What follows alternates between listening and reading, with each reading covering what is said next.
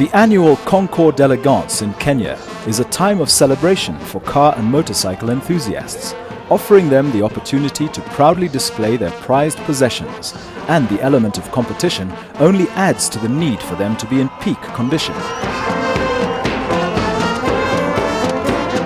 The 2011 event was the 41st running of the Concours, an impressive record for the Alfa Romeo Owners Club who organized the show. This year, the club introduced a patron for the event, and adding his wealth of experience with motorcycles, rally cars and classics was Mike Kirkland. Most people are passionate about cars or bikes.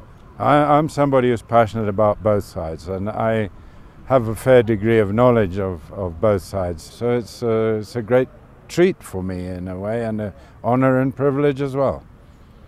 Access Kenya was once again the title sponsor, displaying a host of cutting-edge innovations. Once again, we are going to do online ticket sales, but we're also going to use some technology to really help the event. We're going to stream the event live and really just reinforcing where we sit today in the market as Access Kenya, which is the leading connectivity provider in Kenya. As a listed event on the FIM calendar, the 2011 Access Kenya Africa Concours d'Elegance was truly international, and amongst the 98 entries were 20 from outside Kenya.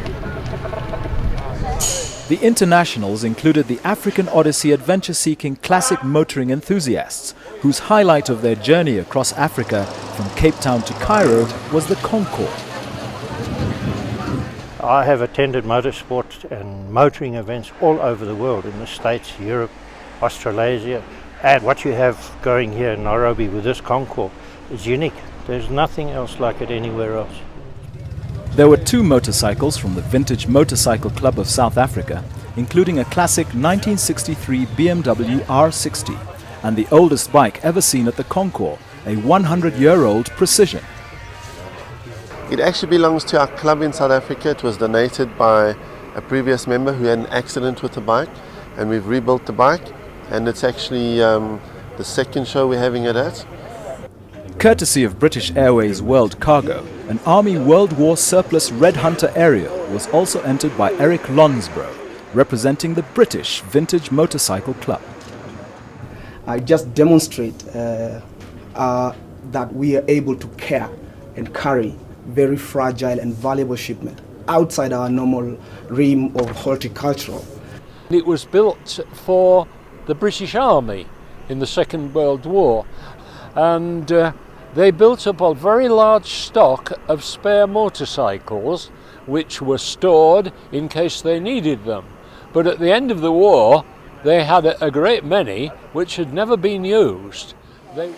Despite the interest in the internationals, the locals were unperturbed, and as the deadline grew closer, garages across the country were a hive of activity, as cars and motorcycles were stripped and rebuilt.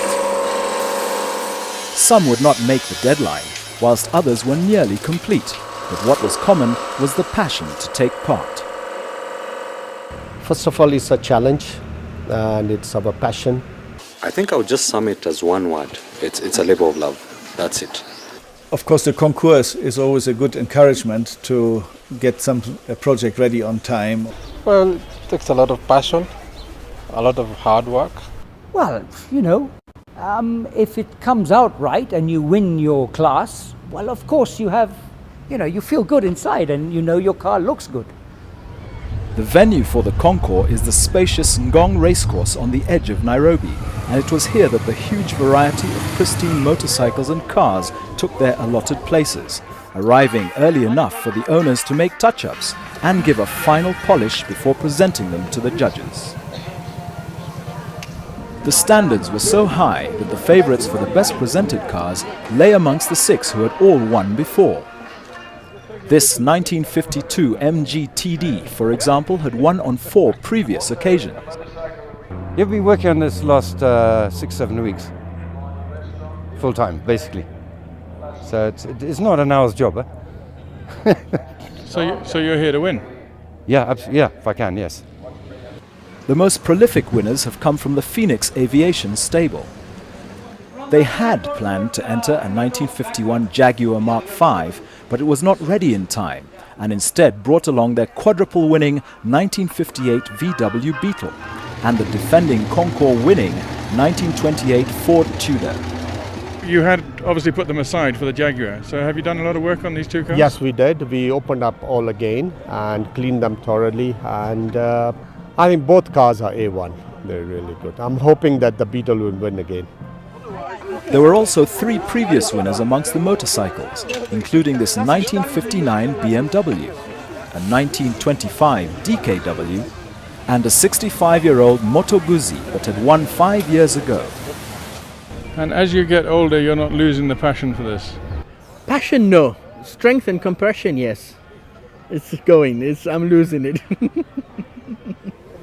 All too soon, the participants were called to order, gathering for a final briefing from the chief judge. Basically, we have quite an exciting day in store, really. We've got a full house of cars and bikes.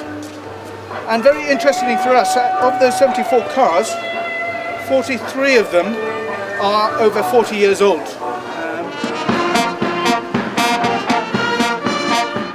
In keeping with such a grand event, the pipes and drums of the Starehe Boys Band proudly declared the event open.